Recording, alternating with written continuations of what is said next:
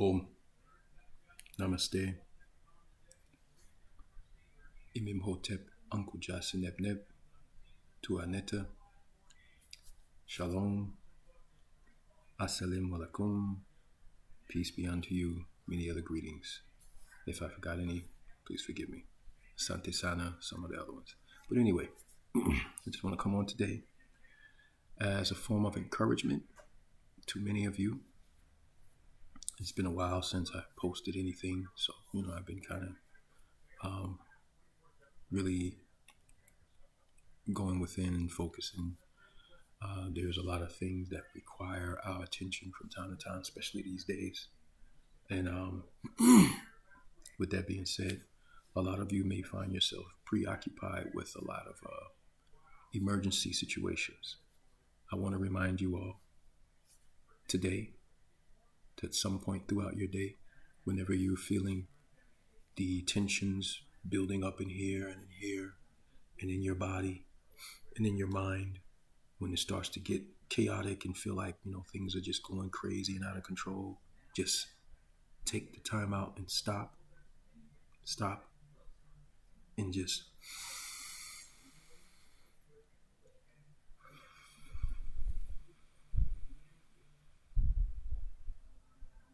breathe all of that tension. Breathe all of that tension out. Take the time to just breathe out. Slow inhale, slow exhale. Slow your life down so you have time to observe and discern and make clearer decisions without feeling overwhelmed or pressured or over emotional reactions about things. It happens less often. Give yourself time to think about what you're doing, feeling, seeing, perceiving, reacting to. Give yourself time to think about it. Give yourself time to let things dissipate, to let emotions that are built up and out of control, allow it to dissipate and settle down. Give yourself time to settle simply by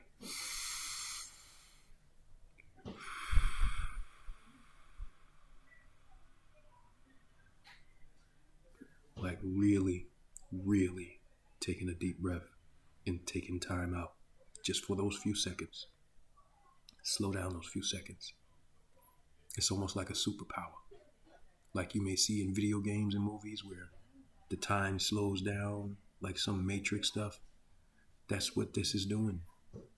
When you really, really pay attention to you taking the time to take your deep breath and just breathe slowly.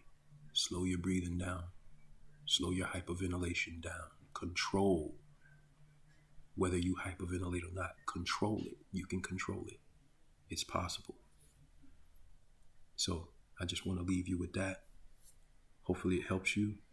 I'm sure it will, especially if you do it and you stay at it consistently, consecutively. You're going to forget. That's the way life is. You're not always going to remember. But when you do remember, do it. It comes in handy. And the more you do that, the more you begin to remember on a regular basis. And it'll become a good habit that you have that allows you to have more self-control. No matter what circumstance or situation you're in, things won't be able to shake you so easily. You'll have the wherewithal and the ability to observe things as they're happening at a slower rate. And then you can see opportunities as they come streaking by. Instead of streaking by, they'll come by slowly. And you'll be able to actually look at it like, oh, okay. And you'll look at something else like, oh, that's a good one. Not so much. You'll begin to look at life like that. You'll see things happening as they unfold before you, and you won't be able to so quickly react and be riled up about things. You'll be able to just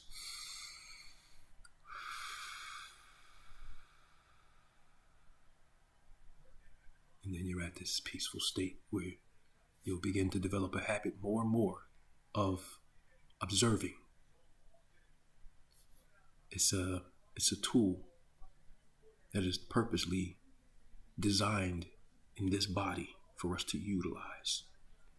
not just to get oxygen to our bloodstream and the microorganisms that make up this body, but to also get the occupant of the body, the animator of the body, time to slow down, or the ability to slow down time to make more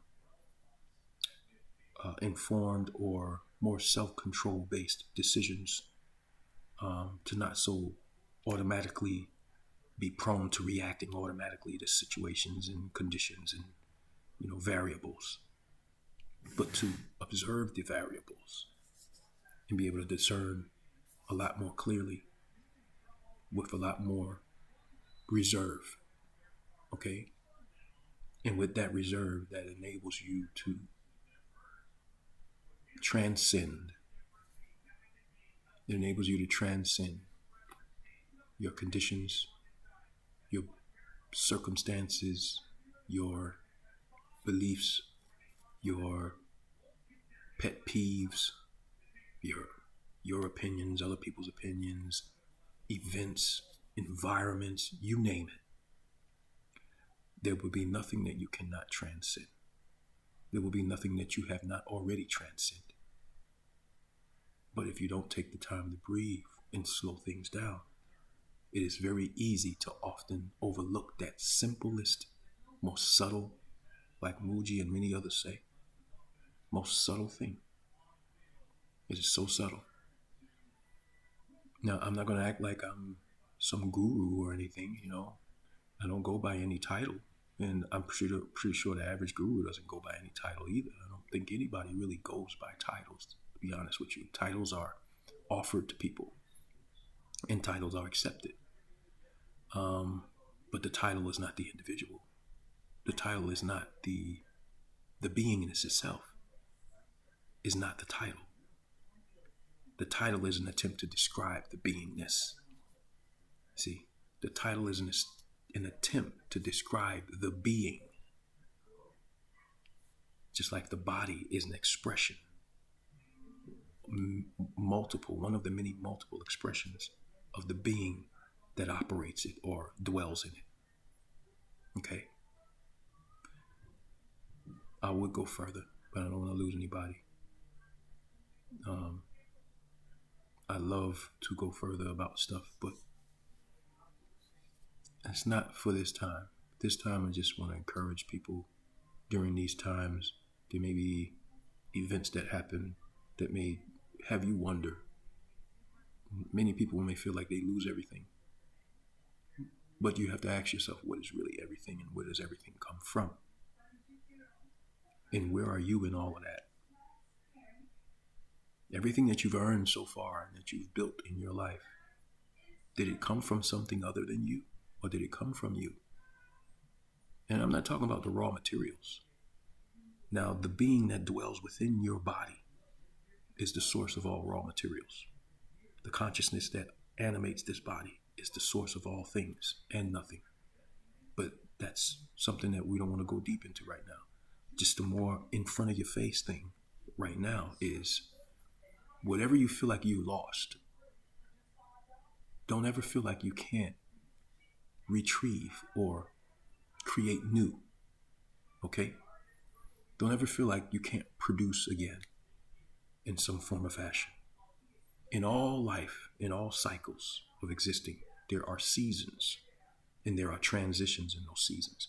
Those transitions are not winning or losing or gaining or losing. Those transitions are growth. Transition means to transform. So you're transforming. What you had is growing into something else. It may appear as though it is no longer with you, but it is actually growing to something else that you are still connected with, whether you know it or not. So with that being said, whatever you feel like you lost, houses, cars, all of the material things, know that you are the source of the material thing. And whether you feel like you've lost it or gained it, it is not you, which is the source of it. Recognize that you're the source of it and that you are separate than what you feel you possess or don't possess. Okay, the very concept of possessing and non-possessing comes from you. You don't come from it. Notice that. Pay attention to that. Like really meditate on that fact. And then see yourself in the dynamic of it. You're neither one. You're the observer of both, having and not having. You're the observer of having and not having. You're not having or not having. You're neither one. You observe the experiences of both dynamics. Okay? Happy, sad, good, bad, pleasure, pain, heaven, hell, God, devil, angel, demon, in, out, forward, back, left, right. You observe all of this. Know where you are. This vessel allows you to interact with the physical realm so that you can know up from down, left, you can know dimension and interdimension and multi-dimension. That is why you are animating this body. You are operating and animating the physical realm. The physical realm is not operating and animating you. The more you sit with yourself in silence, the more you take your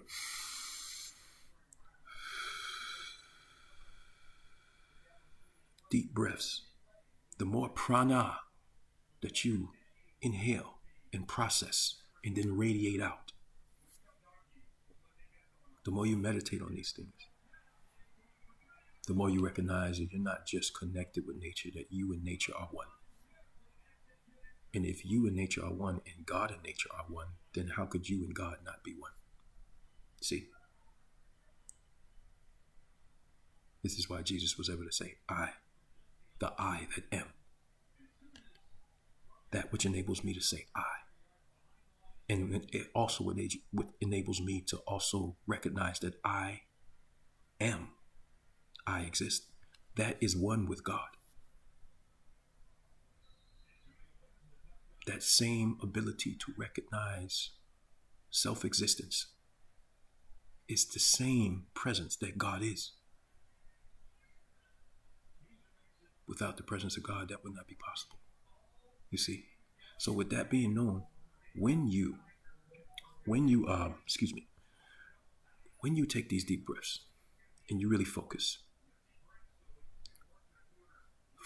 and meditate on those facts, the simple, most subtle facts. What's, like Muji and many others, these questions that are asked, like, what is behind the eyes looking out? That is a very profound, powerful question.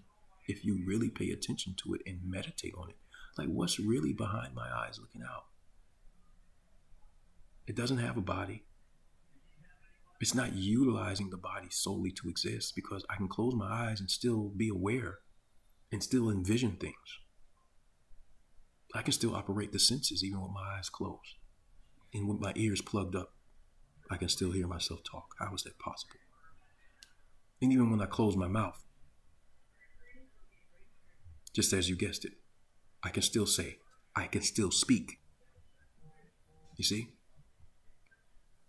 Even you heard it. No matter what language you speak. You see? So there's an existence that is far beyond the body, that in fact the body comes from.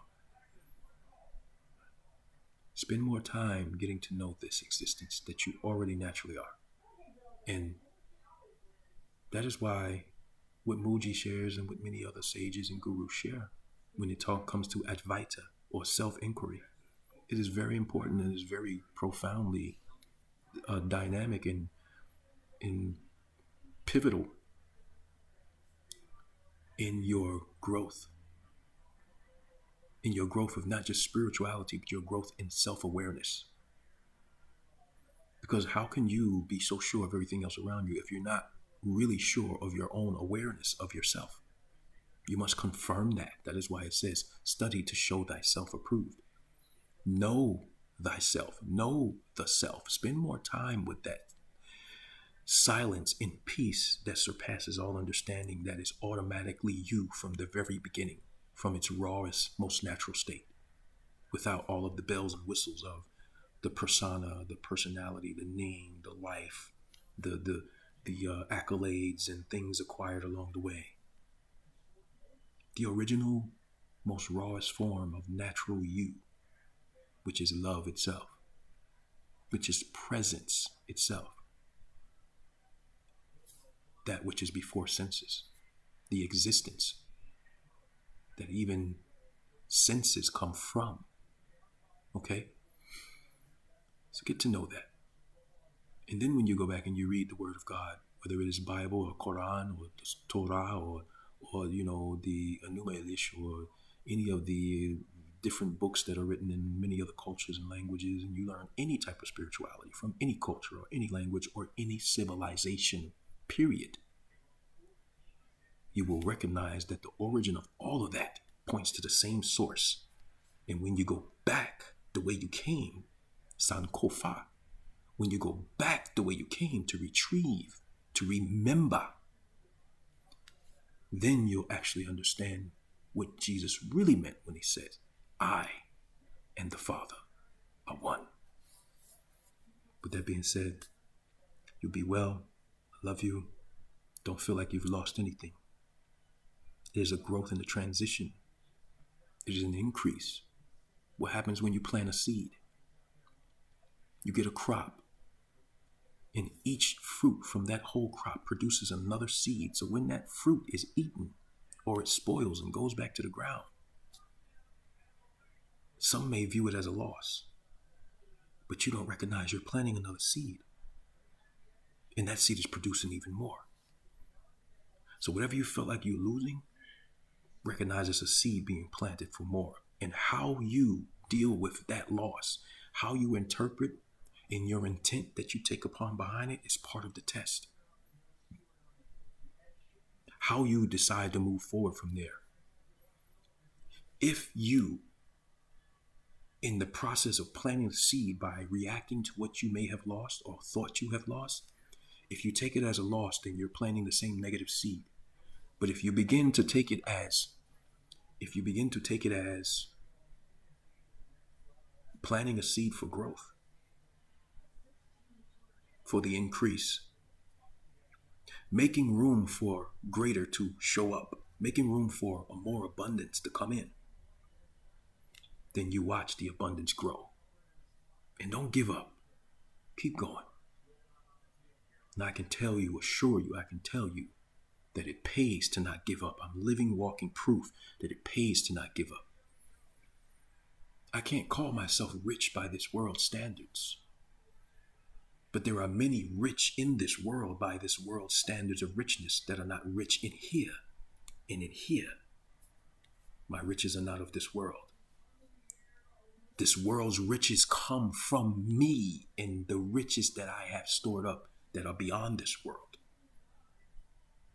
This world's riches come from what I already am. That being so, when you say it, it is so in the same manner. This world comes from the riches that you already are, that you already naturally produce. What is money except the concept agreed to by the riches of the focus of the many? If it wasn't by the riches of the focus and agreeance of the many, then money would not have any value. It is by the agreeance of the many that the value of money is significant, which makes it so. So is the same with yourself. It is you that give yourself value. It is you that gives anything value around you. Only by your own power. Remember that. Remind yourself of that. And look at yourself in the mirror. And value yourself more than you look at the dollar and value whatever currency it is of your culture or civilization. It will not exist without you existing first. Remember that. Remind yourself of that. And then go back and look at life through new eyes and see your true richness. With all love, you be well. We'll talk again soon.